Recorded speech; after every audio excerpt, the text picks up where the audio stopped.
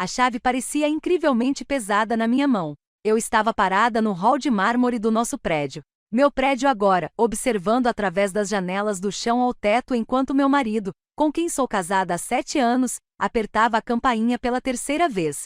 Seu dedo a pressionava com crescente desespero, aquele tipo de energia frenética que surge quando a realidade ainda não alcançou as consequências. O interfone permanecia silencioso na parede ao meu lado, piscando a cada toque. Não me movi em sua direção. Do 12º andar, através daquele vidro imaculado, eu o vira chegar de táxi 20 minutos atrás. Sem Porsche. Esse fora o primeiro sinal que ele notara. Ele ficará parado na calçada por 1 minuto inteiro, encarando a vaga vazia no estacionamento dos moradores, levando a mão à cabeça naquele gesto universal de confusão. Então pegou sua mala de fim de semana, a de couro que eu lhe dera no nosso 5º aniversário, e caminhou em direção à entrada com a confiança que vem de nunca imaginar que sua base possa ruir. Agora, aquela confiança estava se estilhaçando. O telefone dele estava pressionado contra a orelha. Meu telefone vibrou no bolso pela 7ª vez em 3 minutos. Peguei-o e vi o nome dele aparecer na tela. Marido, não mais seu nome verdadeiro. Eu havia mudado naquela manhã, sentada no escritório do meu advogado, logo depois de assinar os papéis que mudariam todo o resto. A campainha tocou novamente por mais tempo desta vez. Através do vidro, pude ver Arthur, nosso porteiro, meu porteiro, falando com ele. A postura de Arthur era de desculpas, mas firme, com as mãos erguidas naquele gesto universal de sinto muito, mas não há nada que eu possa fazer. Ele estava seguindo minhas instruções à risca. Eu havia falado com ele esta manhã, com a administração do prédio e com todos que precisavam saber. A expressão do meu marido estava mudando. Eu vi acontecer em tempo real, mesmo à distância. A confusão se transformou em algo mais nítido. Seu maxilar se contraiu, seus ombros se endireitaram. Ele estava dizendo algo para Arthur, gesticulando em direção aos elevadores, em direção à casa que ele havia deixado 3 dias atrás, a casa para a qual ele acreditava ter retornado como sempre fazia. Meu celular vibrou novamente. E logo em seguida, mensagens de texto começaram a chegar em ritmo acelerado. Eu não precisava lê-las para saber o que diziam. Onde você está? O que está acontecendo? Por que não me deixam subir? Me liga. Pensei no jantar de 6 semanas atrás. Na luz de velas refletida nos copos de cristal, no brilho nos olhos dele ao falar dela, no timbre exato da sua voz quando disse aquelas palavras que detonaram tudo aquilo sobre o qual eu havia construído minha vida. Pensei no que descobri depois. Os e-mails, os extratos bancários, a verdade que vivia na minha casa, dormia na minha cama, comia à minha mesa. Pensei no casamento em que investi tudo, minha juventude, minha confiança, meu dinheiro, meu futuro. E pensei na mulher que eu era antes daquele jantar. Antes de saber, antes de decidir que algumas traições não merecem perdão, merecem precisão. Meu marido estava gritando agora. Eu não conseguia ouvi-lo através do vidro grosso, mas podia ver sua boca se movendo, sua mão livre cortando o ar em movimentos bruscos e agressivos. Arthur deu um passo para trás um pouco, e eu mentalmente anotei para lhe dar uma gorjeta generosa por isso. Outro porteiro se aproximou. Michael, o supervisor do turno da noite. Eles estavam lidando com a situação exatamente como eu havia instruído. Chamar a segurança se ele ficasse agressivo. Não interferir além do roteiro. Sinto muito, senhor, mas o senhor não consta como residente ou convidado autorizado neste endereço. Não mais. Virei-me da janela e caminhei em direção ao elevador. Meus calcanhares tilintavam contra o mármore num ritmo constante e uniforme, que acompanhava as batidas do meu coração. Lento, calmo, controlado. Atrás de mim, o zumbido parou e recomeçou. Meu celular continuava vibrando desesperadamente. As portas do elevador se abriram com um leve toque. Entrei e apertei o botão do andar da cobertura. Quando as portas se fecharam, vislumbrei pela última vez o saguão, o interfone ainda piscando sua luz vermelha urgente. O elevador começou sua subida suave, e eu fechei os olhos. A história não terminou aqui. Foi aqui que recuperei tudo que ele achava que podia me tirar. Mas para entender como cheguei até aqui parada neste elevador, meu marido trancado para fora de uma casa que ele acreditava ser em parte dele, sua vida prestes a desmoronar de maneiras que ele ainda não conseguia imaginar,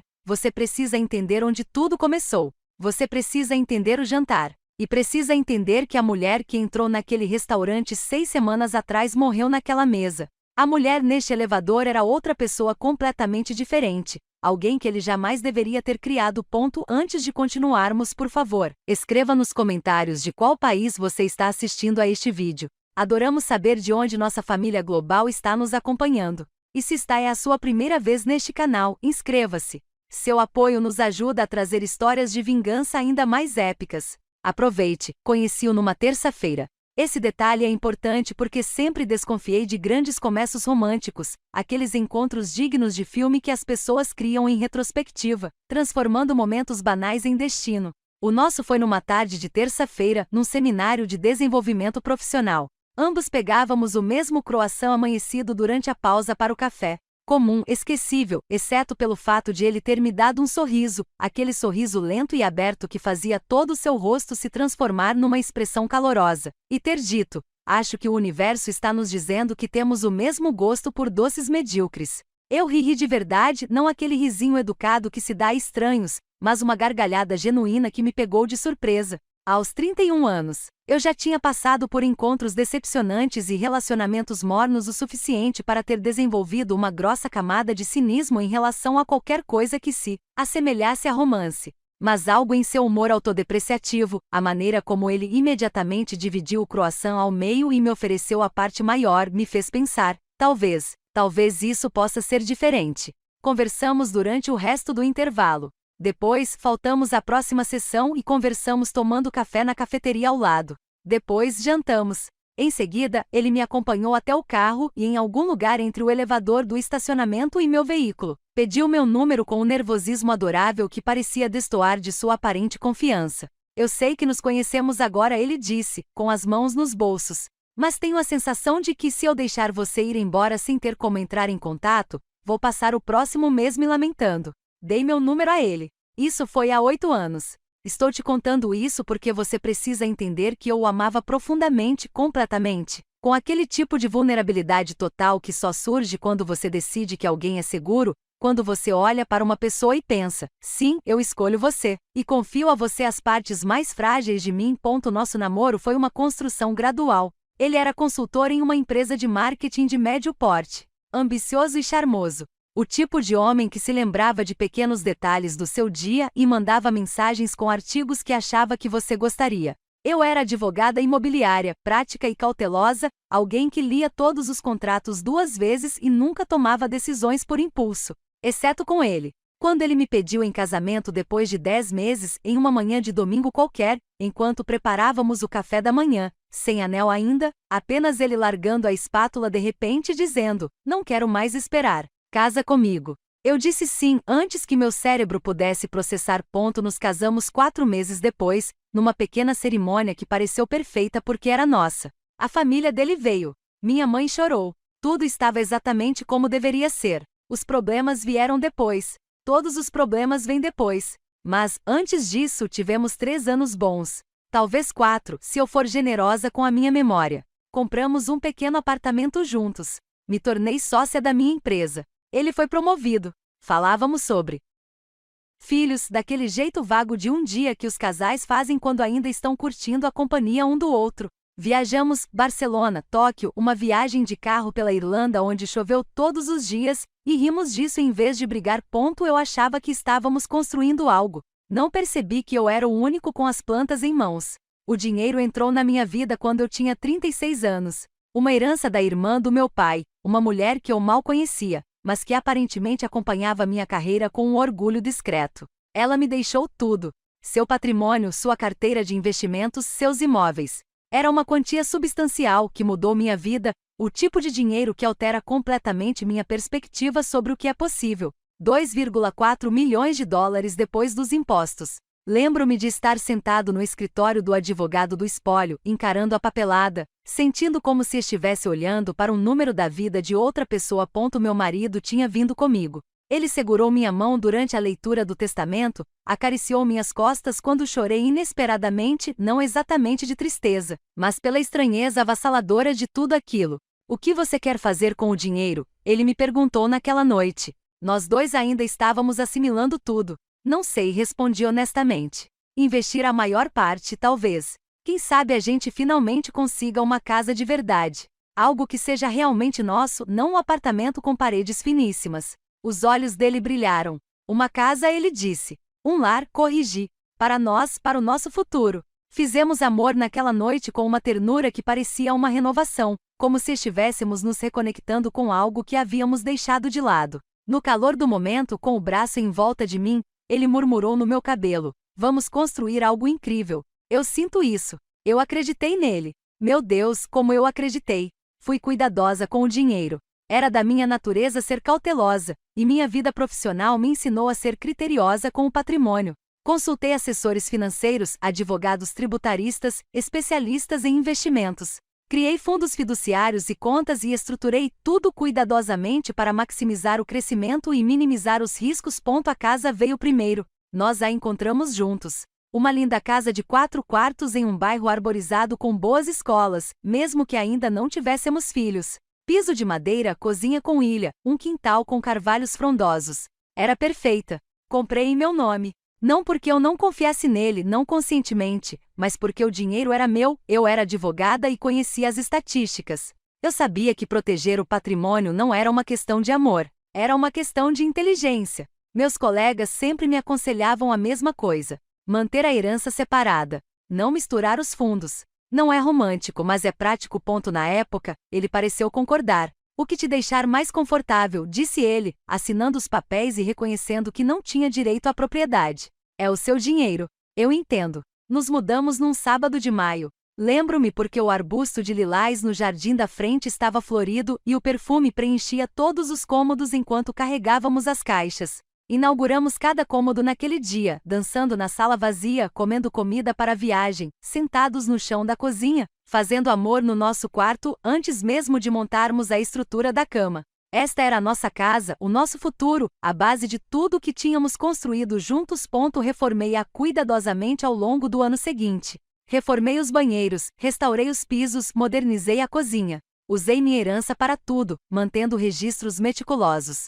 Meu dinheiro, meu investimento. Ele contribuía com as contas mensais, as compras do supermercado, as despesas do dia a dia. Mas a casa era minha. Achei que estava sendo esperta. Não percebi que estava construindo meu próprio bote salva-vidas. A carreira dele estava estagnada há algum tempo. Não exatamente um fracasso, mas um platô, como acontece com pessoas perto dos 40 que ainda não conseguiram dar o salto para o próximo nível. Enquanto eu me tornava sócio e gerenciava negócios imobiliários de alto perfil, ele continuava na mesma empresa, fazendo o mesmo tipo de trabalho, vendo colegas mais jovens o ultrapassarem. Isso criou uma tensão entre nós que nunca chegamos a definir. Ele começou a fazer comentários. Coisas pequenas no início. "Deve ser bom ter uma reserva financeira", quando mencionei minha carteira de investimentos. "Alguns de nós realmente temos que trabalhar para conquistar tudo o que temos", quando comprei um carro novo com meu bônus. Pequenas farpas que ele lançava com um sorriso, como se fossem piadas, mas que tinham um peso enorme. Eu dizia a mim mesma que ele estava apenas estressado, inseguro, passando por uma fase difícil. Tentei apoiá-lo. Ofereci ajuda com o currículo, usei meus contatos profissionais e o apresentei a pessoas que pudessem ajudá-lo na carreira. Às vezes ele aceitava, outras vezes se irritava. "Não preciso que você me resgate", ele disparou uma vez depois que sugeri que ele conversasse com um recrutador que eu conhecia. "Não estou tentando te resgatar", respondi confusa. "Estou tentando ajudar." "É a mesma coisa." Eu não estava. Mas não discuti. Estava percebendo que havia assuntos que o deixavam na defensiva, e a carreira era o principal deles. Então me afastei, dei espaço a ele, me concentrei no meu próprio trabalho e tentei fazer de casa um lugar onde ele pudesse se sentir realizado, apreciado e valorizado. Tornei-me muito boa em fazê-lo se sentir importante. Não percebi que estava me diminuindo. Olhando para trás agora, do outro lado de tudo o que aconteceu, consigo ver o padrão se formando. O jeito como ele se retraía quando eu conseguia um novo cliente. O jeito como seus elogios vinham com ressalvas. "Que ótimo, querida." Embora eu tenha certeza de que metade disso se deve a estar no lugar certo na hora certa. O jeito como ele às vezes me apresentava em festas como minha esposa, a advogada, com ênfase suficiente no artigo para soar como uma categoria, não como uma conquista. Mas na época eu não percebia. Ou talvez eu percebesse e me convencesse de que estava sendo hipersensível. Talvez eu estivesse ocupada demais, focada demais nos meus casos, determinada demais a não acreditar no casamento ao qual me comprometi. Talvez eu não quisesse enxergar que a base que eu pensava que estávamos construindo juntos era, na verdade, algo que eu estava construindo sozinha, enquanto ele ficava de lado, observando com olhos cada vez mais ressentidos. O aniversário de 7 anos chegou e passou. Não comemoramos. Estávamos ambos muito ocupados, dizíamos, embora já tivéssemos reservado tempo para aniversários antes. Ele estava viajando mais a trabalho. Eu estava atolada em um complicado negócio imobiliário comercial que consumia 80 horas semanais. Éramos 2 pessoas morando na mesma casa linda, dormindo na mesma cama e, de alguma forma, vivendo vidas completamente diferentes.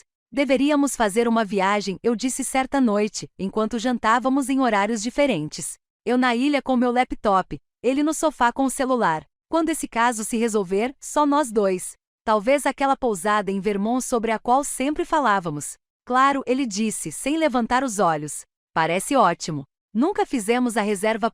E então chegou o jantar. O convite que detonaria tudo o que eu achava que sabia sobre meu casamento, meu marido e a vida que eu vinha levando. O convite que quase recusei. O restaurante era o tipo de lugar onde a iluminação era projetada para fazer todos parecerem bonitos e os preços não estavam no cardápio. Me vesti com cuidado naquela noite, como a gente faz quando sabe que vai estar em uma sala cheia de pessoas que nos avaliam nos primeiros 3 segundos. Um vestido de seda azul marinho que delineava meu corpo sem marcar. Joias discretas, cabelo preso de um jeito que parecia natural, mas que levou 20 minutos para ficar pronto. Meu reflexo no espelho do corredor, antes de sairmos, mostrava uma mulher bem-sucedida, elegante e serena. Eu não percebi que estava me vestindo para o meu próprio funeral. O jantar foi oferecido por Richard e Vanessa Vell, um casal que meu marido conhecia do início da carreira.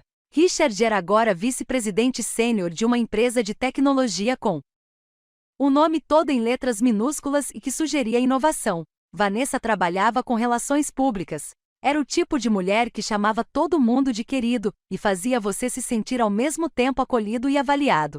É importante que a gente vá, disse meu marido quando o convite chegou. O Richard pode ter algumas dicas para mim. E a Vanessa conhece todo mundo. Então, eu liberei minha agenda, adiei uma reunião com um cliente e vesti minha armadura de seda e polidez.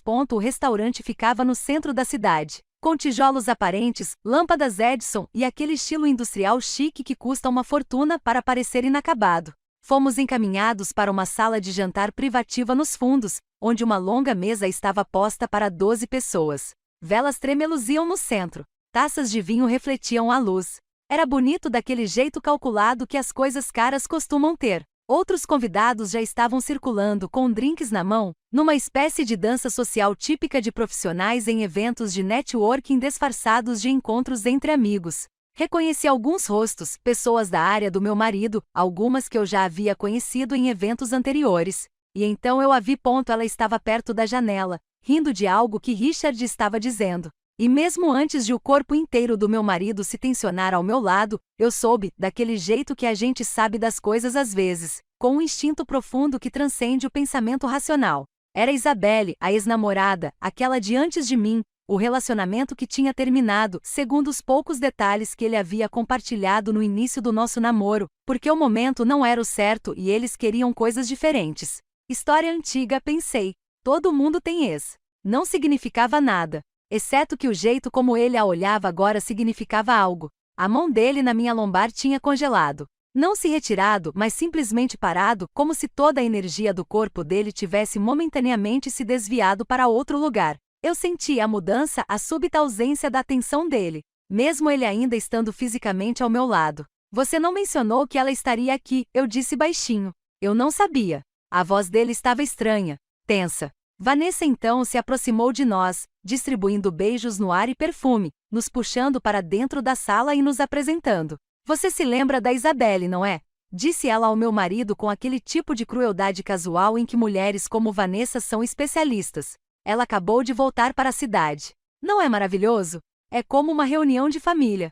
Maravilhoso, repeti, com meu sorriso profissional estampado no rosto. Isabelle se virou para nós e eu a vi pela primeira vez com clareza. Ela era linda. Não de uma forma convencional, não como as revistas ou os filmes nos ensinam a reconhecer, mas de uma forma mais perturbadora. Ela tinha uma qualidade quase etérea. Pele pálida, olhos escuros, uma quietude que chamava a atenção.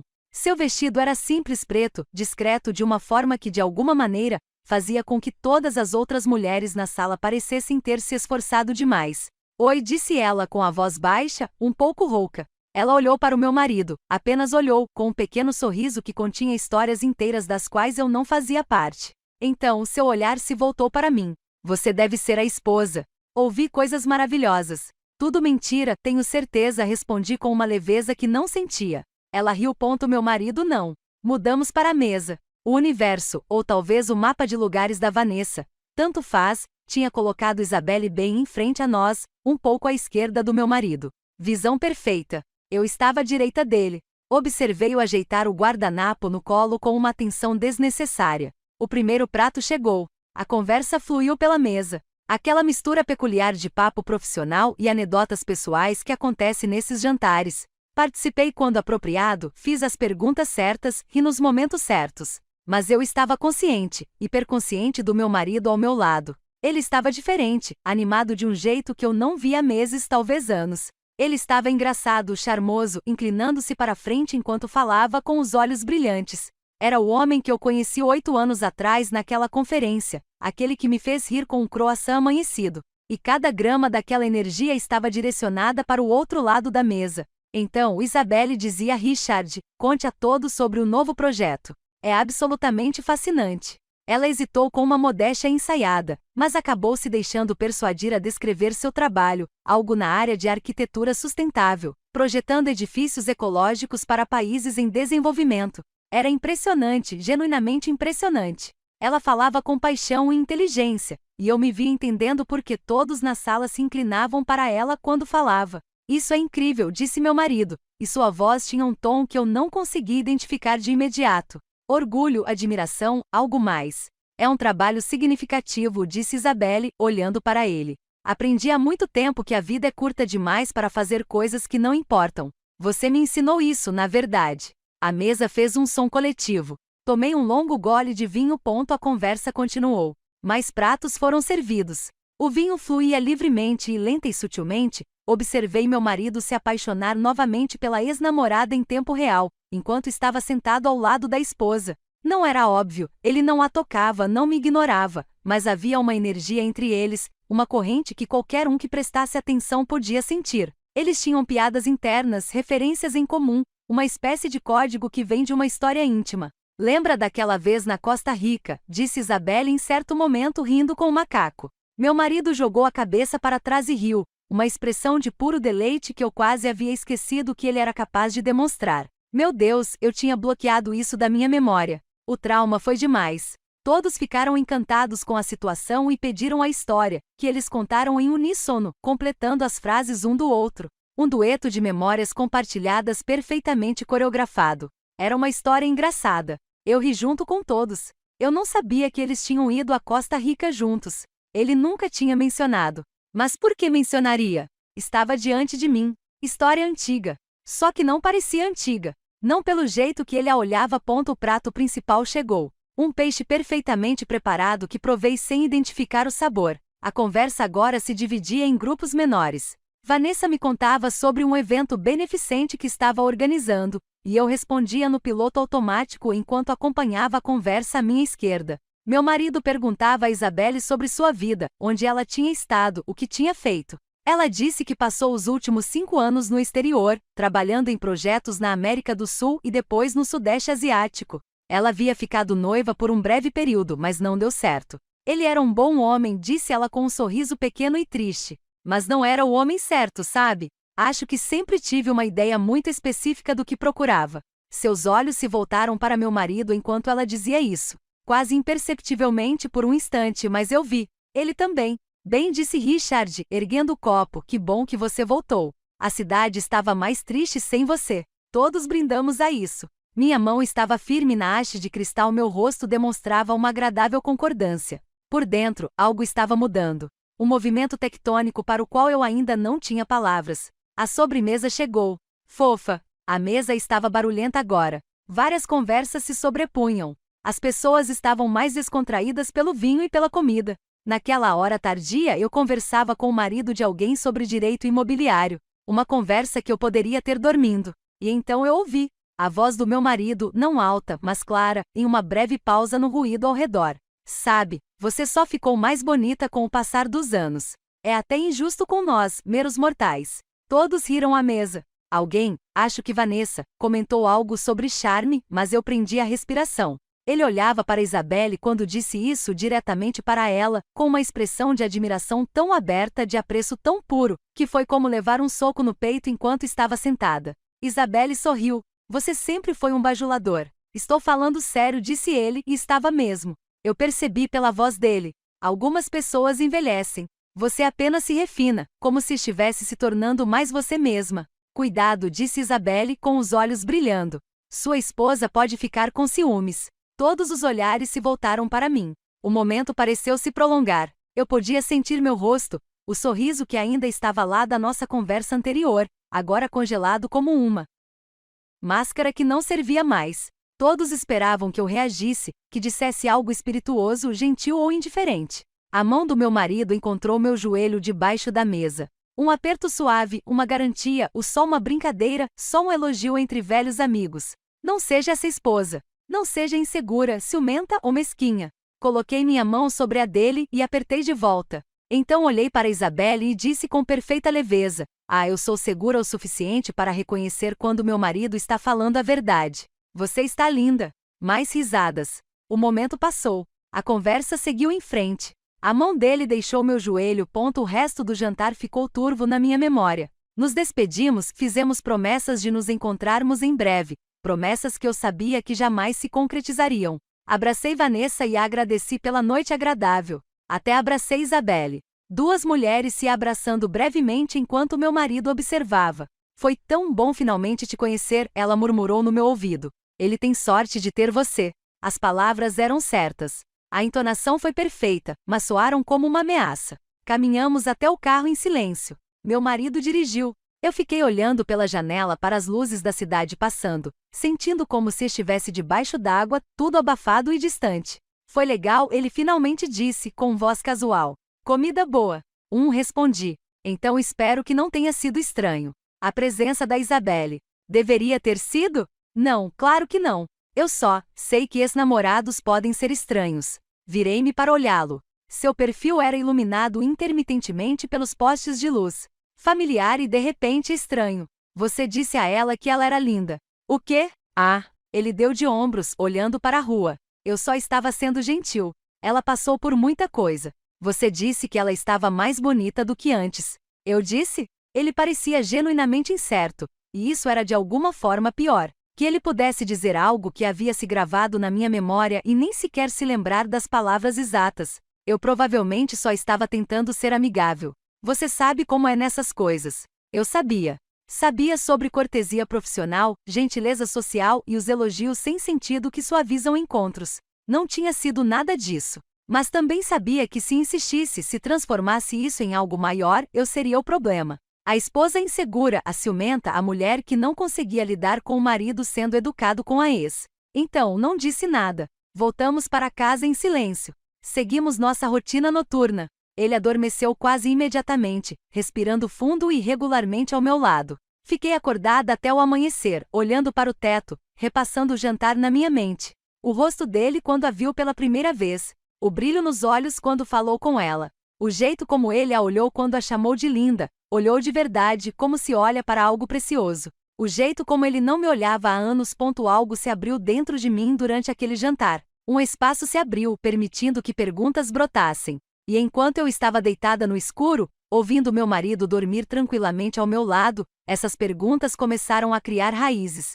Quem era esse homem com quem eu havia me casado? Que vida era essa que eu havia construído? E por que, de repente, eu me sentia uma estranha na minha própria casa? Eu ainda não tinha as respostas, mas estava prestes a começar a procurá-las. E o que eu encontrasse mudaria tudo. Não o confrontei na manhã seguinte, nem na outra. Apenas observei. É incrível o que se percebe quando se presta atenção de verdade. Todas as pequenas coisas que aconteciam à margem da minha consciência de repente ganharam nitidez, como ajustar uma lente de embaçamento para clareza. Ele estava usando mais o celular, não drasticamente mais. Ele sempre fora apegado ao aparelho, mas havia algo diferente na forma como segurava agora. Um jeito protetor, ligeiramente inclinado para longe, e ele o levava para todos os lugares. Para o banheiro, para a cozinha, para pegar um copo d'água. Para verificar a correspondência. Tudo bem? Perguntei certa noite, 3 dias depois do jantar, quando ele se levantou do sofá pela 4ª vez para checar uma notificação. O quê? Sim, só coisas do trabalho. Mas ele estava sorrindo enquanto digitava. O sorriso suave e discreto de alguém envolvido em uma conversa agradável. O trabalho não o fazia sorrir assim.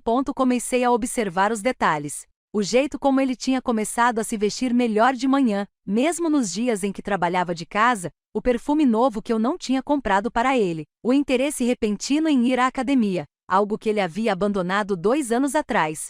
Você está com uma ótima aparência, eu disse certa manhã, e era verdade. Ele realmente estava com uma ótima aparência, energizado, vivo de um jeito que deveria me deixar feliz. Obrigado, ele disse, me dando um beijo na bochecha ao sair. Só estou tentando cuidar melhor de mim. Por ela? Eu não disse. Você está fazendo isso por ela, mas eu ainda não sabia disso. Não tinha certeza. E eu sempre fui alguém que precisa de provas, fatos concretos, antes de fazer acusações. É a advogada em mim. Suspeita não é prova.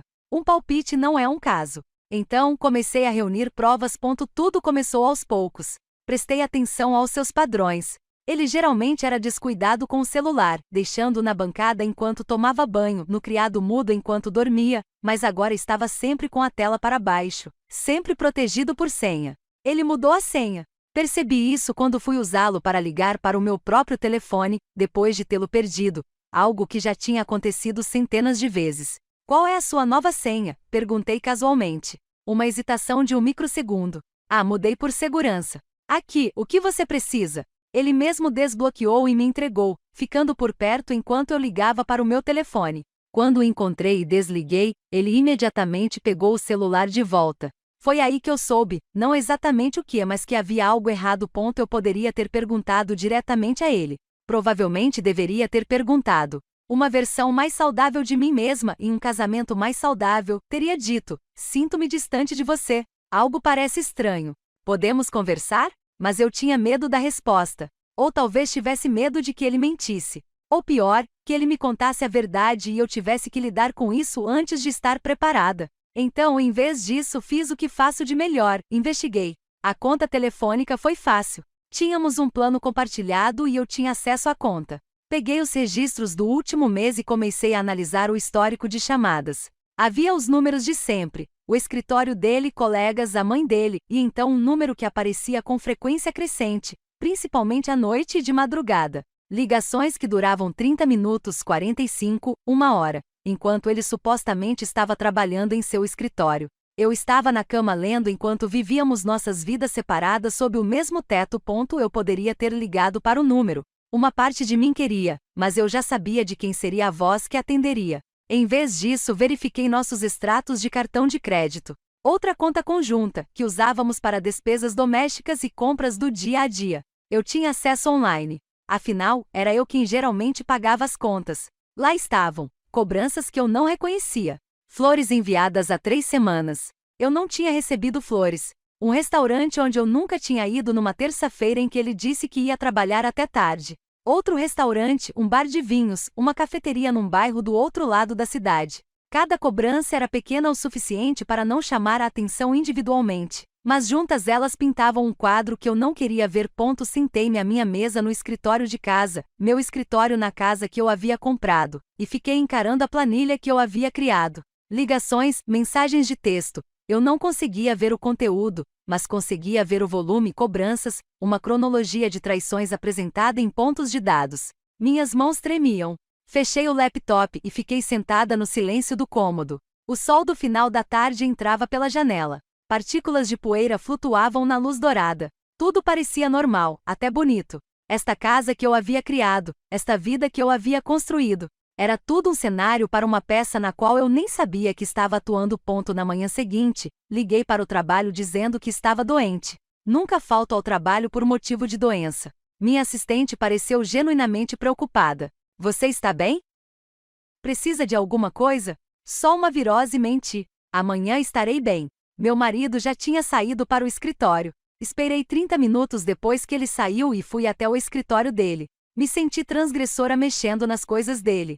Em 8 anos de casamento nunca tinha bisbilhotado, nunca senti necessidade disso. A confiança deveria ser a base do nosso casamento.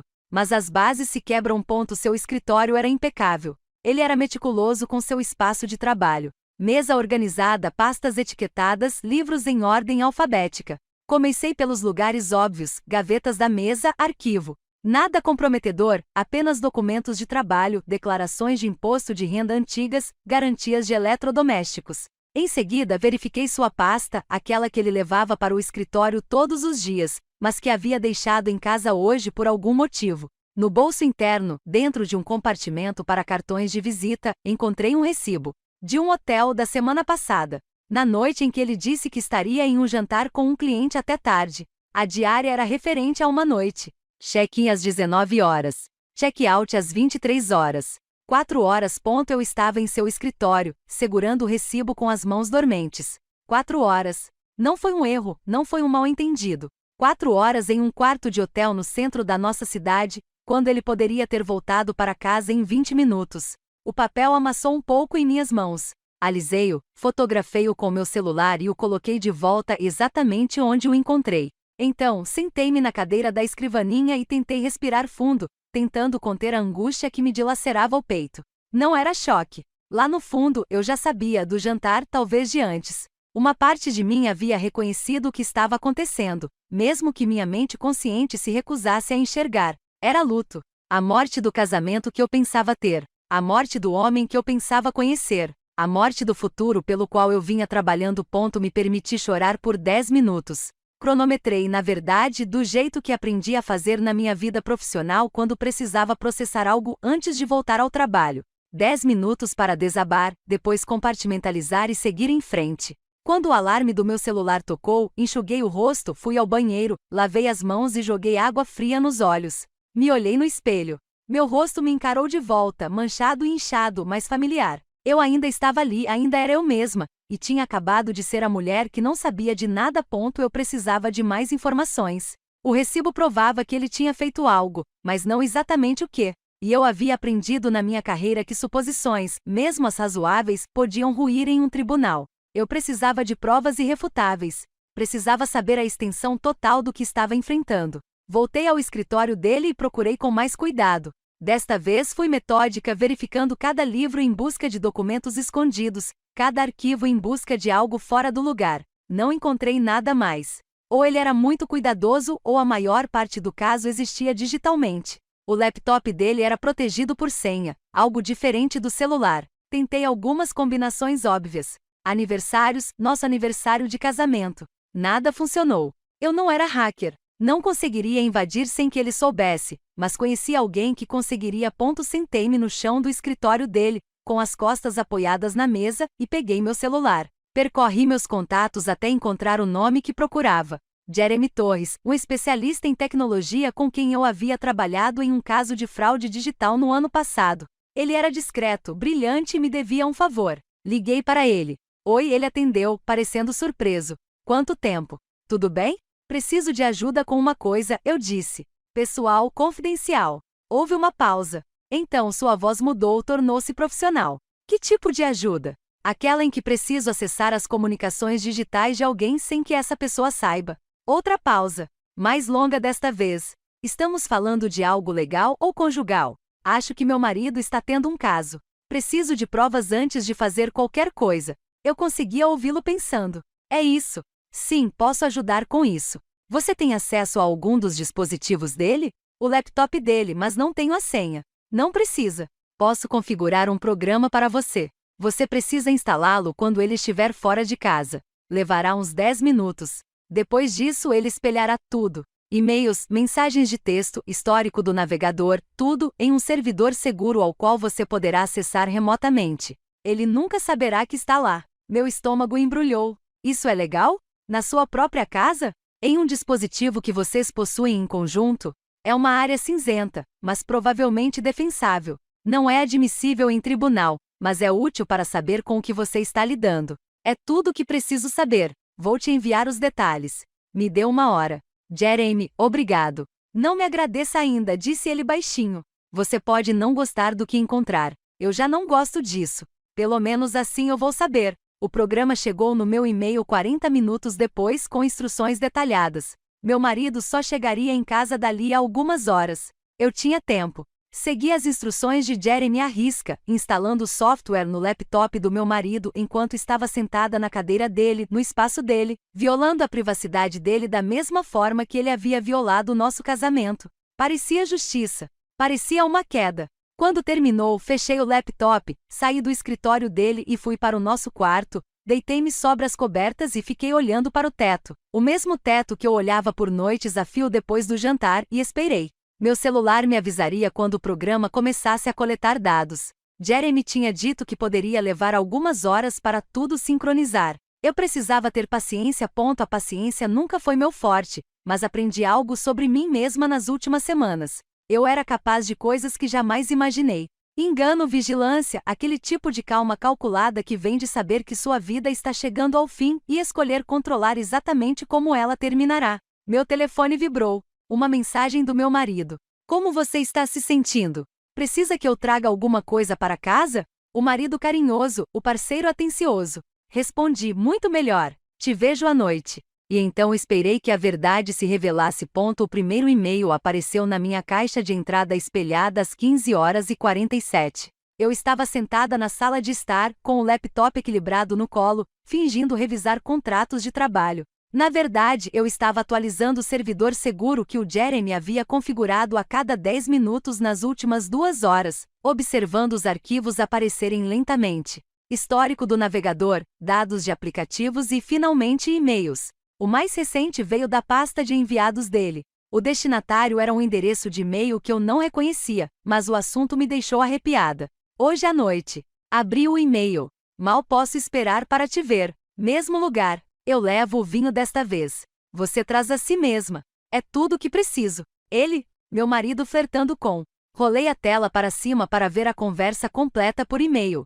As respostas dela também estavam lá, sincronizando em tempo real conforme o programa capturava tudo. Você é impossível. Mesmo lugar, 7h30. E traga aquele Malbec que você mencionou. Quero provar o que você tanto elogia. É um encontro. Use o vestido azul. Presunçoso. Vou usar o que eu quiser. Você vai usar o vestido azul porque sabe que eu te amo nele. E você adora quando eu te amo. Senti o café subir pela minha garganta. Coloquei o laptop de lado com cuidado. Fui ao banheiro e vomitei. Quando não havia mais nada, enxaguei a boca, lavei o rosto e voltei para a sala, peguei o laptop e li tudo de novo. Depois, rolei a tela para trás. Os e-mails datavam de semanas, talvez meses, muito antes do jantar. O jantar não tinha sido o começo. Tinha sido um reencontro. Eles estavam em contato desde pelo menos 3 meses atrás, com base no primeiro e-mail da conversa. A primeira mensagem dela para ele foi simples: estou voltando para a cidade. Achei que você deveria saber. A resposta dele, enviada em menos de 1 hora: essa é a melhor notícia que ouvi em anos. Quando posso te ver? Li cada e-mail. Observei o caso dele se desenrolar de trás para frente. Dos planos casuais desta noite até aquelas primeiras mensagens cautelosas que ainda permitiam negar o envolvimento. Só um café entre amigos. Que bom colocar o papo em dia. Deveríamos fazer isso de novo. E então a mudança. As mensagens ficando mais longas, mais pessoais. Ele se abrindo sobre se sentir estagnado na carreira, desvalorizado em casa. Ela demonstrando compaixão, compreensão, lembrando de quem ele costumava ser. Você sempre foi destinado a coisas maiores, ela escreveu. Acho que ela não te vê como eu. Ela vê um salário e um nome na declaração de imposto de renda. Ele respondeu: você me vê? Tive que parar de ler, fechar o laptop, ir até a cozinha e encher um copo d'água com as mãos trêmulas. Ele vê um contra-cheque. 7 anos de casamento, de parceria, de construir uma vida juntos, e era isso que eu representava para ele. Bebi a água, enchi outro copo, me forcei a respirar. Depois, voltei e continuei lendo. As mensagens ficaram mais íntimas, cheias de saudade, com um toque sexual, embora não explícito. Falavam de momentos roubados, de se sentir viva novamente, de isso ser certo de uma forma que nada mais era. E então, 3 semanas atrás, o hotel. Não posso continuar fazendo isso pela metade, ele escreveu. Preciso de você por inteiro. Você me tem, ela respondeu. Você sempre me teve. O recibo do hotel que encontrei coincidia com a data daquela conversa. Sentei-me com essa constatação, deixando-a se instalar em meus ossos. Meu marido havia dormido com a ex-namorada em um hotel no centro da cidade enquanto eu estava em casa, provavelmente trabalhando até tarde, completamente alheia ao fato de que meu casamento acabará de ruir. O programa ainda estava sincronizando. Mensagens de texto começaram a chegar. Centenas delas. As banais e as devastadoras, todas misturadas. Pensando em você. A noite passada foi tudo. Mal posso esperar para não precisarmos mais nos esconder. Essa última me interrompeu. Até não precisarmos mais nos esconder. Cliquei na conversa e li de trás para frente. Quando você vai contar para ela? Isabelle perguntou 2 semanas atrás. Preciso resolver a logística primeiro. A casa é complicada. A casa ou seus sentimentos? A casa está no nome dela. É herança dela. Se nos divorciarmos, eu não fico com nada. Você fica consigo mesmo, com a gente. Isso não vale mais do que uma propriedade? Claro. Só preciso ser inteligente. Deixe-me resolver isso do meu jeito. Ali estava, em suas próprias palavras, a verdade sobre o que eu era para ele. Não uma esposa, não uma parceira, um obstáculo entre ele e o que ele queria. Uma complicação financeira a ser contornada com cuidado. Pensei nos papéis que ele assinou quando comprei a casa. O reconhecimento de que era minha propriedade exclusiva. Na época, achei que estava me protegendo. Eu não fazia ideia de como estava certa. Mais mensagens carregaram. Observei-as preencherem a tela com um fascínio distante, como se estivesse lendo sobre a vida de outra pessoa. Eles estavam planejando, não apenas um caso, mas um futuro. Isabelle estava procurando apartamentos, enviando anúncios para ele. Para quando você estiver livre, ela escreveu. Considere como nosso primeiro lar. Ele respondeu com emojis de coração e promessas. Eles conversaram sobre viajar juntos, sobre a vida que teriam, sobre como combinavam muito mais um com o outro do que qualquer um deles em suas situações atuais. Ela nunca me entendeu de verdade, ele escreveu. Acho que tenho apenas vivido no automático nos últimos anos. Então pare. A vida é muito curta para estar com a pessoa errada. Em breve ele prometeu. Só preciso acertar as coisas. Eu me perguntava o que significava acertar as coisas. Será que ele planejava pedir pensão alimentícia, alegando que havia contribuído para as despesas da casa e merecia uma compensação? Peguei meu celular e mandei uma mensagem para minha advogada, não para a do meu escritório. Isso precisava ser pessoal e totalmente confidencial. Karen Winters, uma especialista em divórcio para quem eu já havia indicado clientes ao longo dos anos. A melhor da cidade. Preciso agendar uma consulta o mais rápido possível. Assunto pessoal. Quando você pode me atender? A resposta chegou em 3 minutos. Amanhã, às 9 horas. No meu escritório. Tudo bem para você? Vou ficar. Voltei para o laptop. O programa havia terminado a sincronização inicial. Agora eu tinha acesso a tudo. Todos os e-mails, todas as mensagens de texto, todas as fotos, todas as buscas no navegador. Comecei a vasculhar o histórico do navegador. Encontrei as buscas que ele havia feito. Advogado de divórcio. Como reivindicar parte dos bens do cônjuge. Direito à pensão alimentícia quando a esposa ganha mais. Ele estava pesquisando, planejando, se preparando para me deixar, enquanto pensava em como levar o máximo possível na saída. E durante todo esse tempo ele chegava em casa, me dava beijos na bochecha, perguntava sobre o meu dia, dormia na nossa cama. Verifiquei as fotos. Lá estava ela, Isabelle. Dezenas de fotos deles juntos. Encontros para tomar café, jantares em restaurantes, ela rindo no carro dele, ele beijando sua bochecha, uma selfie deles na cama, felizmente vestidos, mas a intimidade era inegável. Fotos datadas dos últimos 3 meses, uma linha do tempo visual de tudo que eu estava ocupada demais para notar. Em uma foto, ela usava um colar que eu não reconheci, delicado com aparência cara. Comparei a data com nossos extratos de cartão de crédito. Lá estava, uma compra em uma joalheria, $800. 2 semanas atrás. Eu pensei que fosse para mim, para o nosso aniversário de casamento que se aproximava. Talvez um presente de aniversário antecipado. Nunca tinha sido para mim. Criei uma pasta no meu Drive seguro e comecei a organizar tudo. Capturas de tela de e-mails, conversas por mensagem, fotos, extratos de cartão de crédito, registros telefônicos. Construí um caso contra meu marido com a mesma atenção meticulosa que dedicaria a qualquer assunto jurídico. Provas da traição, documentadas. Provas de planejamento financeiro para se beneficiar do divórcio, documentadas. Cronologia do engano, documentada. Quando terminei, eram 17h30. Meu marido chegaria em casa em 1 hora, provavelmente mais tarde, na verdade, já que, segundo suas mensagens, Ele planejava se encontrar com Isabelle às 19h30, o que significava que precisaria de uma desculpa. Não precisei esperar muito. Às 18h15, meu celular vibrou com uma mensagem dele. Acabei envolvido em um imprevisto de última hora no trabalho. Não me espere acordada para o jantar. Te amo. Te amo. 2 palavras que costumavam significar tudo. Agora eram apenas sons. Ruído sem sentido encobrindo a verdade. Respondi por mensagem, sem problemas. Provavelmente vou dormir cedo mesmo. Ainda não estou me sentindo bem. Melhoras, amor. Fiquei me perguntando se ele sentia alguma culpa ou se mentir para mim tinha se tornado tão rotineiro que era apenas mais uma tarefa a ser cumprida. Mandar mensagem para a esposa. Apagar os rastros. Ir ver a namorada. Eu tinha 3 horas antes de ele chegar em casa, talvez 4, dependendo de quanto tempo ele ficasse com ela. Usei esse tempo para pensar, não para decidir se o deixaria. Essa decisão já estava tomada no momento em que vi aqueles e-mails. Não dá para desver algo assim. Não dá para esquecer a traição. O casamento tinha acabado, mesmo que ele ainda não soubesse.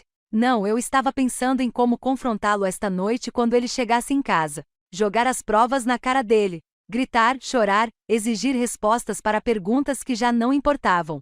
Ou eu poderia ser esperta. Eu era advogada imobiliária. Conhecia a lei de propriedade como a palma da minha mão. Sabia o que era meu e o que não era, o que podia ser protegido e o que era vulnerável. E sabia que em um divórcio, quem planeja ganha. Ele vinha planejando, pesquisando seus direitos, elaborando sua estratégia, tudo isso enquanto me mantinha no escuro. Mas ele cometeu um erro crucial. Subestimou-me. A casa era minha, comprada com a minha herança, registrada somente em meu nome, com documentação clara comprovando a propriedade separada. Ele havia assinado documentos reconhecendo isso. Não importava o quão bom fosse o advogado dele, ele não ficaria com a casa. Nossos carros estavam em nossos nomes individuais. O meu estava quitado. O dele ainda tinha 2 anos de prestações restantes. Prestações que saíam da nossa conta conjunta, que eu poderia encerrar. Nossas contas bancárias eram conjuntas, exceto pela minha carteira de investimentos, que era totalmente separada. Eu poderia sacar minha parte das contas conjuntas, deixar a metade dele para ele, pegar a minha e encerrar esse emaranhado financeiro. Pensei no momento certo. Se eu agisse rápido demais sem a devida assessoria jurídica, poderia cometer erros. Mas se esperasse demais, ele poderia se antecipar. Amanhã de manhã, eu me encontraria com Karen, definiria a estratégia jurídica e então a executaria. Mas esta noite, eu precisava ver. Com meus próprios olhos. Eu sabia onde eles se encontrariam. A mensagem mencionava o mesmo lugar, um bar de vinhos no bairro artístico, um lugar onde eu nunca tinha estado. Provavelmente o lugar deles, cheio de memórias das quais eu não fazia parte. Eu poderia ir vê-los juntos. Algumas pessoas diriam que isso seria autodestrutivo, que eu já tinha todas as provas de que precisava, mas eu precisava ver, testemunhar a morte do meu casamento em tempo real, gravar isso na minha memória para que, quando ele inevitavelmente tentasse me manipular, minimizar a situação, me fazer sentir louca por estar magoada, eu tivesse isso. Eu teria a imagem dele com ela, vivendo a verdade que ele vinha escondendo. Me vesti não a versão de mim que ele conhecia, não a advogada profissional ou a esposa impecável. Usei jeans, um suéter preto simples, maquiagem discreta, prendi o cabelo, coloquei óculos em vez de lentes de contato. Eu parecia uma pessoa diferente. Eu me sentia uma pessoa diferente. Às 7h15, entrei no meu carro e dirigi até o centro. O bar de vinho se chamava Obscura. Claro que sim. Ficava escondido em um antigo armazém reformado no bairro artístico, aquele tipo de lugar com dutos de ar expostos, lâmpadas Edison e uma seleção criteriosa de vinhos naturais que custavam $30 a taça. Através das grandes janelas da frente, eu podia ver o brilho aconchegante da iluminação interna. As pessoas se agrupavam em pequenas mesas, rindo e conversando daquele jeito animado que as pessoas têm no início da noite, quando ainda estão animadas, ainda esperançosas sobre como a noite poderia se desenrolar. Estacionei do outro lado da rua, 2 quarteirões adiante, longe o suficiente para ser invisível, perto o suficiente para ver. Minhas mãos estavam firmes no volante. Isso me surpreendeu. Eu esperava tremores, lágrimas, alguma manifestação física do terremoto emocional que acontecia dentro de mim, mas me sentia calma, fria, quase como se tivesse saído do meu corpo e estivesse assistindo a isso acontecer com outra pessoa. Talvez fosse o choque. Ou talvez fosse nisso que me transformei quando a pior coisa aconteceu. Não na mulher que desmoronou, mas na mulher que observou, documentou-se e preparou. Às 19h28, o carro dele parou. O Porsche que ele insistira em alugar 3 anos atrás, aquele que eu, em segredo, achava um clichê, mas que mesmo assim apoiei porque o fazia feliz. Ele deu uma volta no quarteirão procurando vaga. Finalmente encontrou 2 vagas à minha frente. Eu me encolhi no banco desnecessariamente. Ele não estava me procurando. Não estava pensando em mim. Provavelmente sua mente estava nela na noite que se aproximava, na vida que ele estava construindo em segredo enquanto nosso casamento morria silenciosamente por negligência e traição. Ele saiu do carro e eu o observei checar seu reflexo no vidro. Alisou o cabelo, ajeitou a gola. Estava usando a camisa azul que eu havia lhe dado de aniversário, aquela que eu disse que realçava seus olhos. Ele a usará por causa dela. Entrou no bar com confiança, o passo tranquilo de quem caminha em direção a algo que deseja. Esperei 30 segundos e saí do carro. O ar de novembro estava cortante, penetrando meu suéter. Eu havia deixado meu casaco no carro. Ótimo. O frio ajudava. Me mantinha alerta. Caminhei até o obscura, meu coração agora disparado, embora minhas mãos ainda estivessem firmes. Pela janela, eu o vi numa mesa perto do fundo. Ela ainda não tinha chegado. Ele olhava para o celular, sorrindo para alguma coisa. Provavelmente uma mensagem dela dizendo que estava quase chegando. Eu não podia entrar. Arriscado demais. Mas o bar tinha um pátio lateral. Eu conseguia vê-lo da rua. Lâmpadas de aquecimento brilhando contra a escuridão da noite, e o pátio conectado ao salão principal por portas francesas abertas. Se eu me posicionasse corretamente, conseguiria ver a mesa deles. Dei a volta até a entrada do pátio. Algumas pessoas estavam espalhadas pelas mesas externas, agasalhadas com casacos, determinadas a aproveitar o ambiente apesar do frio. Escolhi uma mesa de canto parcialmente escondida por um vaso de árvore, pedi uma taça de vinho tinto ao garçom que apareceu e posicionei minha cadeira de forma a poder ver através das portas. Visão perfeita. Às 7h35, Isabelle chegou. Eu a vi antes dele. Observei-a percorrer o salão com o olhar, o rosto iluminando-se ao vê-lo. Ela vestia um vestido azul, aquele que ele havia lhe pedido, e estava linda. Aquela mesma aura etérea que eu havia notado no jantar, amplificada pela iluminação aconchegante e pela alegria evidente em seu rosto. Ela caminhou até a mesa dele. Ele se levantou. Eles se abraçaram e o abraço durou tempo demais para ser casual. Quando se separaram, ele manteve as mãos em sua cintura por um instante, olhando-a com uma expressão que reconheci. Eu já tinha visto aquela expressão antes, anos atrás, quando ele costumava me olhar assim. Eles se sentaram. Um garçom apareceu imediatamente. Eram claramente clientes habituais. Fizeram o pedido sem olhar o cardápio. Quando o garçom saiu, eles se inclinaram um para o outro através da mesa, mãos entrelaçadas, conversando com a intensidade de quem tem muito a dizer e pouco tempo para dizer tudo. Levantei minha taça de vinho e tomei um gole. Não senti o gosto. Da minha posição, eu os via claramente, mas não conseguia ouvir a conversa. Eu só podia observar, ler a linguagem corporal deles, preencher as lacunas com a minha imaginação, o que de alguma forma era pior do que saber. Ela riu de algo que ele disse, jogando a cabeça para trás. A mão dela estendeu-se por cima da mesa para tocar a dele. Ele virou a palma da mão para cima, segurou os dedos dela. Um gesto tão pequeno, insignificante para qualquer outra pessoa no restaurante. Devastador para mim. O vinho chegou à mesa deles. Ele trouxe o Malbec que havia prometido. O garçom serviu. Eles brindaram, os copos tilintando num som que eu não conseguia ouvir, mas podia imaginar. Cristal sobre cristal. Uma promessa feita em vinho. Eles beberam. Soltaram a fumaça. O polegar dele traçava círculos no dorso da mão dela.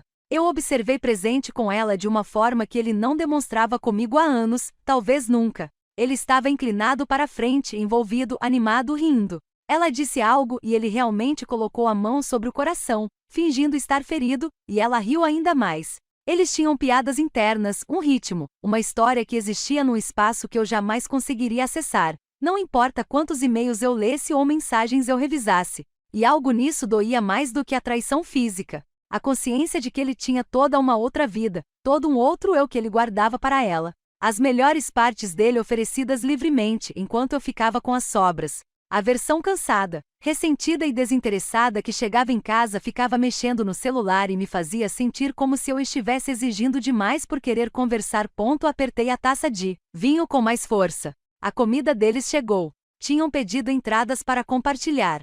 Observei-os comerem nos pratos um do outro, de forma descontraída e à vontade. A garçonete veio ver se estava tudo bem e ambos sorriram para ela com a simpatia de quem está exatamente onde quer estar. Em certo momento, Isabelle se levantou para ir ao banheiro. Ele a observou se afastar, seus olhos acompanhando-a pelo salão com evidente admiração. Quando ela saiu, ele pegou o celular. Digitou algo. Meu celular vibrou no bolso.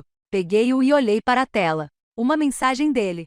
Esse negócio do trabalho está demorando mais do que o esperado. Provavelmente chego em casa por volta das 23 horas.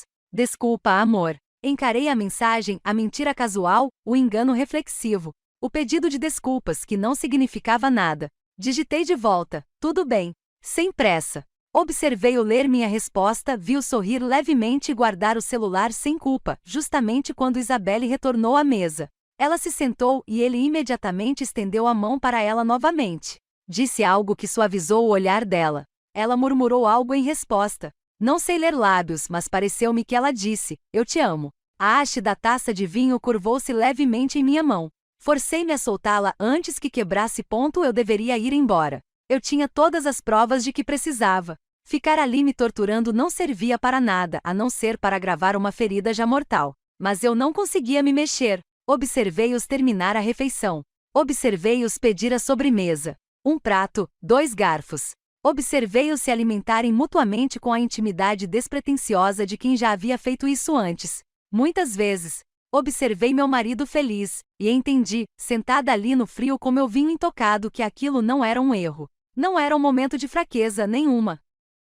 Crise de meia-idade, nem nenhuma das outras explicações que as pessoas usam para amenizar a dor da traição. Aquilo era uma escolha, uma que ele fizera repetidas vezes. Cada mensagem, cada e-mail, cada mentira, cada momento em que ele poderia ter parado e não parou. Ele escolhera isso, a escolhera, e ao fazer isso, me descartou. O garçom trouxe a conta. Ele pagou com nosso cartão de crédito conjunto, notei com amarga ironia. Pagou o encontro com o meu dinheiro. Eles se levantaram para ir embora. Ele a ajudou com o casaco, suas mãos demorando em seus ombros. Caminharam juntos em direção à saída e por um instante pensei que passariam direto pelo pátio passando por mim. Mas viraram para o outro lado, em direção à porta da frente. Esperei até que estivessem lá fora, até vê-los pela janela caminhando em direção ao carro dele. Observei-o abrir a porta do passageiro para ela. Observei-a ficar na ponta dos pés para beijá-lo antes de entrar. Um beijo de verdade, não longo, mas não casual. O beijo de pessoas que tinham toda a intenção de continuar aquilo mais tarde em algum lugar privado. Provavelmente no hotel, o mesmo ou talvez outro. Mais um recibo. Mais 4 horas do nosso casamento que ele roubaria para dar a ela. O carro dele saiu da calçada. Vi as luzes traseiras desaparecerem na esquina. Só então percebi que estava chorando, não soluçando, apenas lágrimas silenciosas e constantes, escorrendo pelo meu rosto no ar frio da noite. Enxuguei-as com o dorso da mão e olhei para minha taça de vinho, ainda cheia.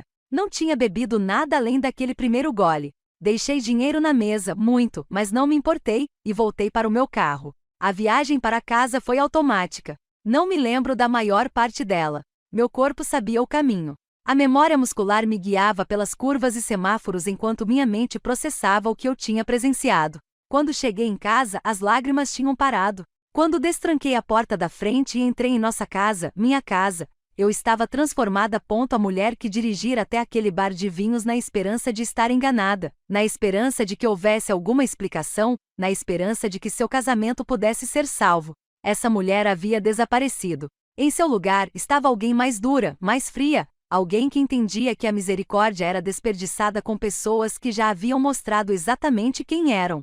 Fui para o quarto, troquei de roupa, vesti o pijama, lavei o rosto, segui todos os rituais da normalidade. Depois, deitei-me na cama, programei o alarme para as 8 horas e dormi. Dormi profundamente sem sonhos, pela primeira vez em semanas. Quando acordei com o alarme, meu marido ainda não tinha chegado. O escritório de Karen Winters era do tipo que tentava ser ao mesmo tempo acolhedor e intimidador. Cadeiras de couro macio, mesa de mogno, prateleiras repletas de livros jurídicos e, mais revelador ainda, prêmios de direito de família. Na parede atrás da mesa estavam penduradas suas credenciais. Formada em Direito por Stanford, assistente de um juiz federal, 30 anos de experiência.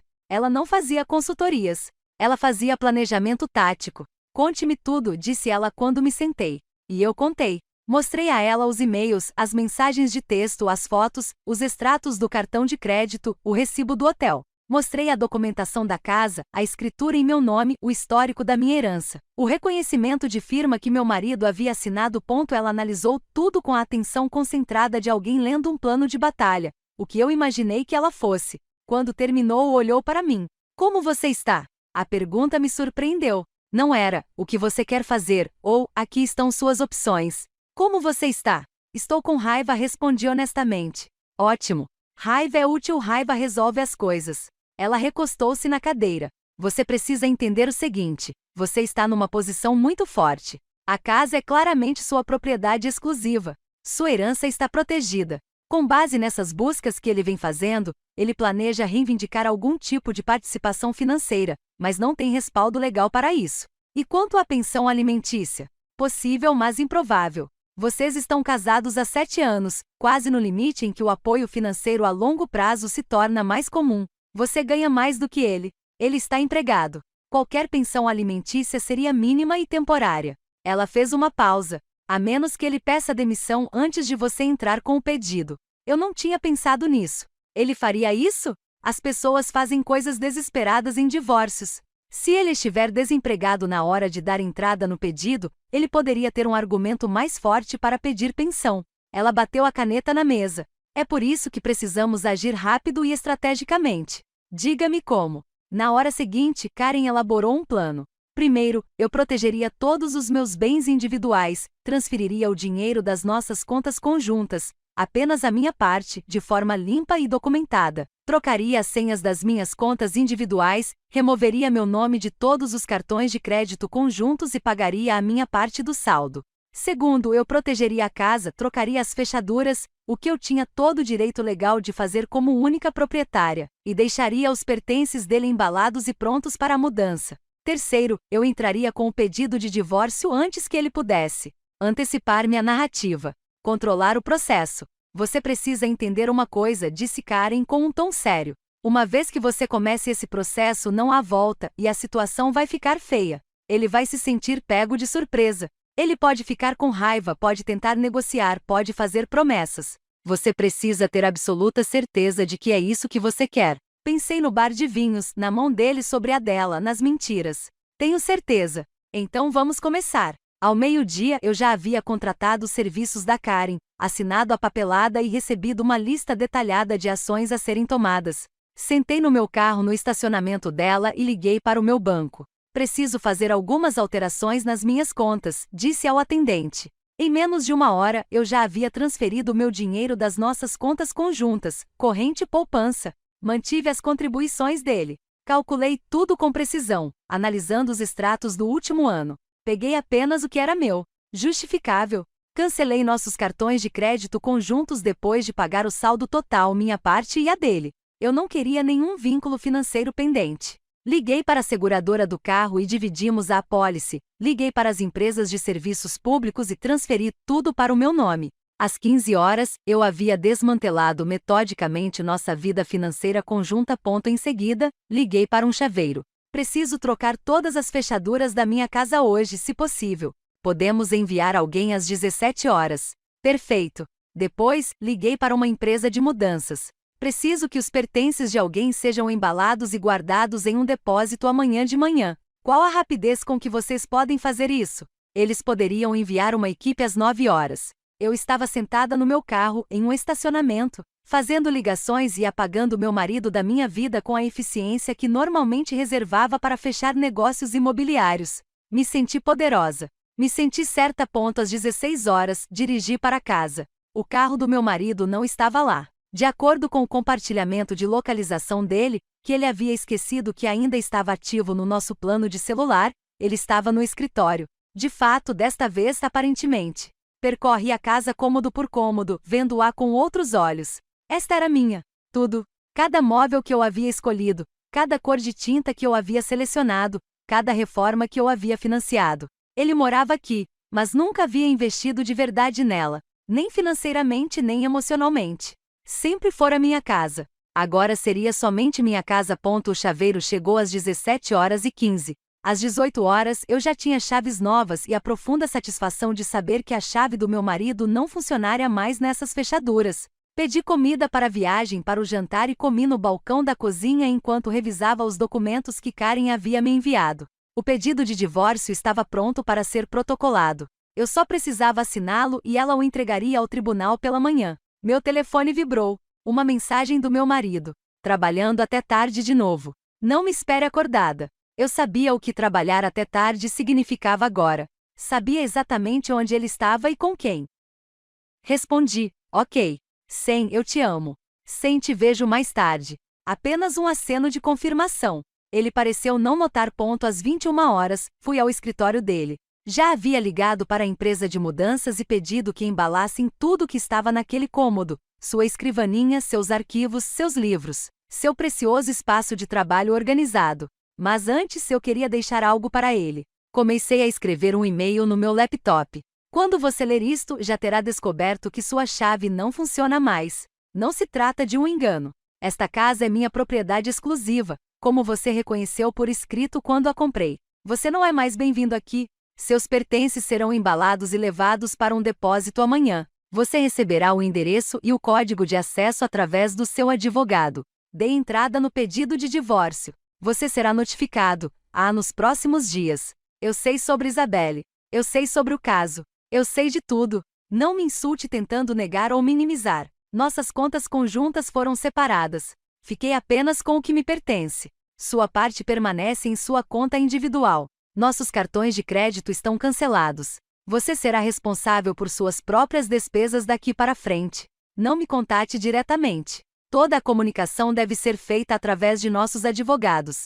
A minha é Karen Winters, do escritório Winters & Associates. Sugiro que você contrate um advogado imediatamente. Este casamento acabou. Li 3 vezes.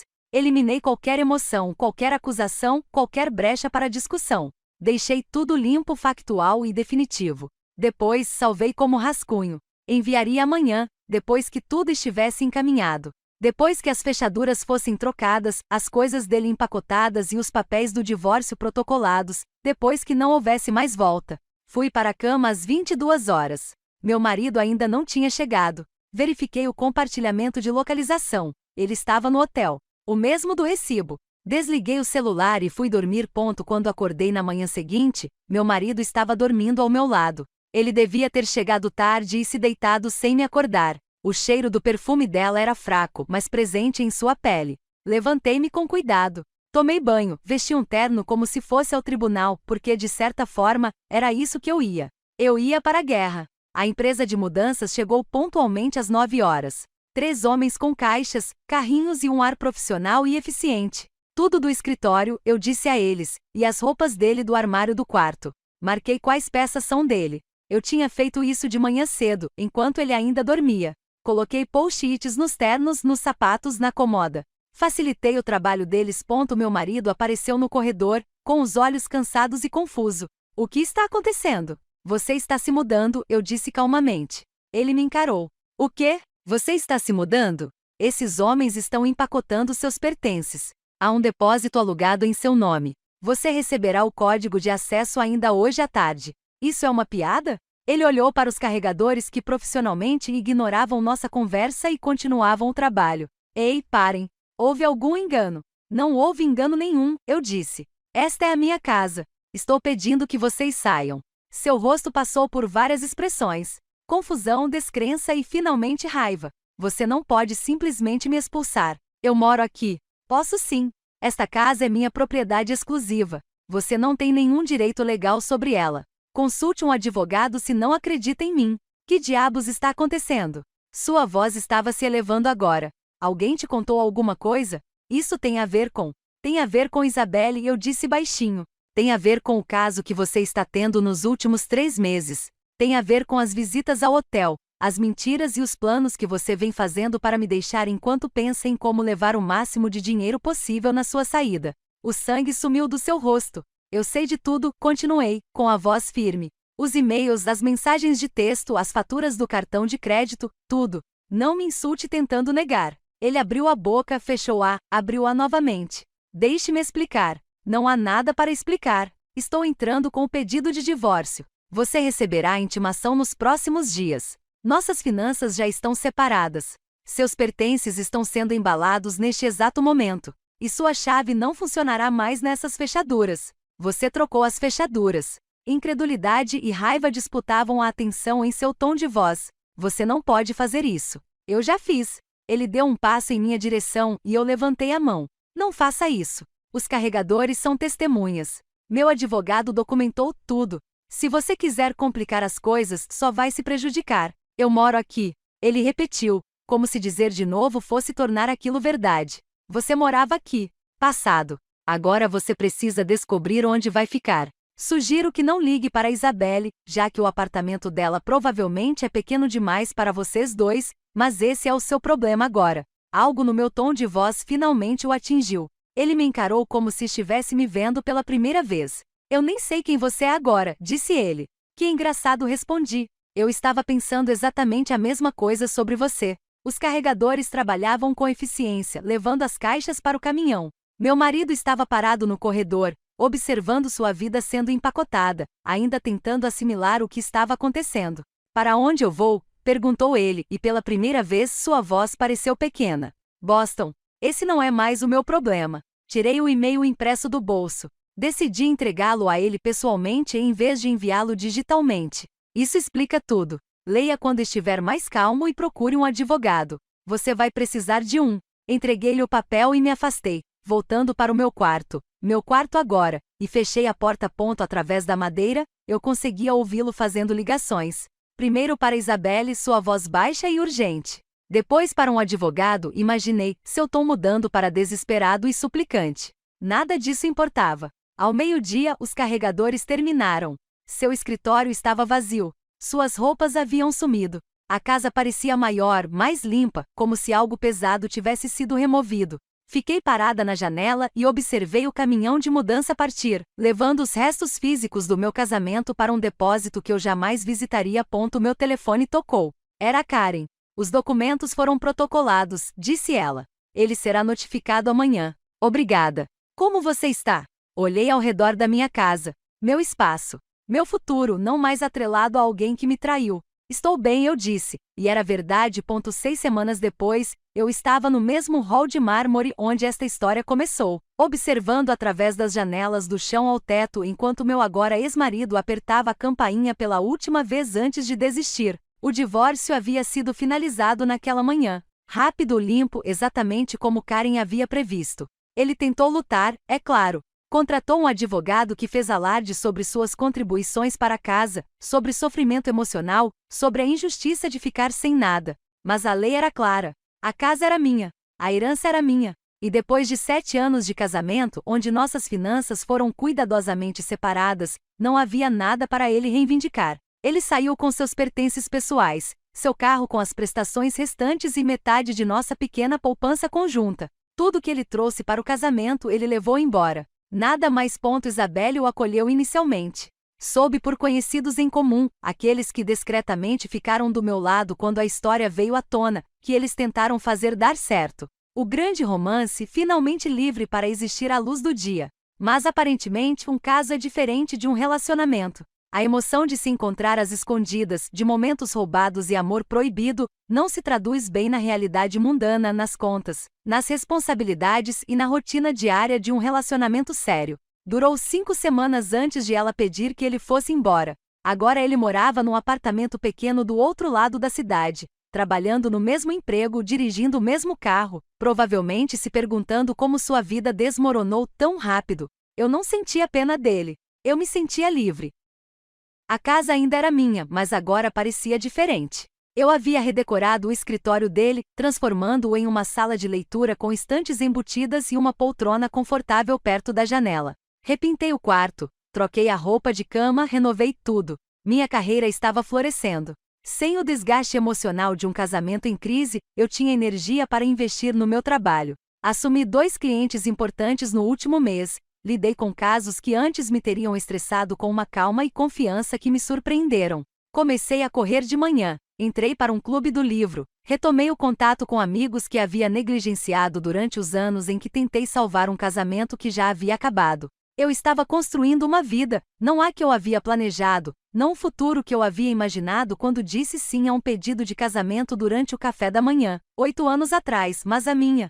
Inteiramente e completamente minha. Às vezes, tarde da noite, eu pensava na mulher que eu costumava ser. Aquela que entrava naquele jantar luxuoso, sentava-se em frente à ex-namorada do marido e sorria apesar da dor de ser comparada e considerada inferior. Aquela mulher acreditava que amar significava persistir, que compromisso significava perseverar, que uma boa esposa se diminuía para que o marido se sentisse maior. Aquela mulher se foi. Em seu lugar, surgiu alguém que entendia que o oposto do amor não é o ódio, mas a indiferença, e que a coisa mais poderosa que você pode fazer quando alguém te trai não é buscar uma vingança dramática ou fazê-lo sofrer. É removê-lo da sua vida com a mesma precisão meticulosa que você usaria para extirpar um tumor, completamente, definitivamente. Para sempre.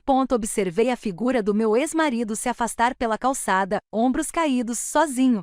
Então me afastei da janela, caminhei até o elevador e subi para casa. As portas se fecharam atrás de mim e eu sorri. Não porque eu tivesse vencido, embora tivesse, mas porque aprendi que a melhor vingança não é deixar alguém sem teto, falido ou sofrendo. É construir uma vida tão completa, tão plena, tão inteiramente sua que a ausência dessa pessoa se torne irrelevante. Ele pensou que poderia me usar como uma rede de segurança enquanto planejava seu futuro com outra pessoa. Em vez disso, ele me ensinou que eu nunca precisei dele. E essa lição, por mais dolorosa que tenha sido, me libertou. O elevador chegou ao meu andar. Saí para o corredor, peguei minha chave nova, a única cópia que eu tinha, e destranquei a porta. Lá dentro, tudo estava exatamente como eu havia deixado. Simples, silencioso, meu. Tirei os sapatos, me servi uma taça de vinho e fui até a janela com vista para a cidade.